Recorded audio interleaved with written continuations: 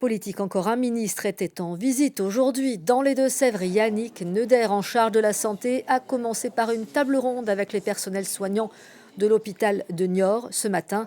Parmi les annonces du jour, d'importants moyens pour les Deux-Sèvres. Plus de détails avec Paul Grelier et Luc Barré. Un établissement vieux de plus de 50 ans, des infrastructures à bout de souffle, le ministre a confirmé le lancement d'un nouveau bâtiment à hauteur de 24 millions d'euros, dédié en grande partie à la psychiatrie. Pas de quoi satisfaire la trentaine de syndiqués venus ici pour montrer leur mécontentement.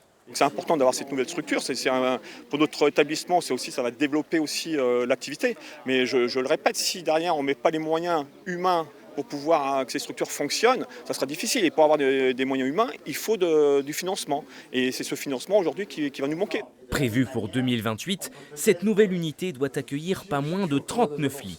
Selon le personnel, ce projet était vital pour le nord des Deux-Sèvres. On a beaucoup souffert de manque des médecins, voire le manque des paramédicaux sur le site, parce que ce n'était pas du tout attractif. Donc, on espère qu'avec le nouveau bâtiment, ça va être encore plus attractif.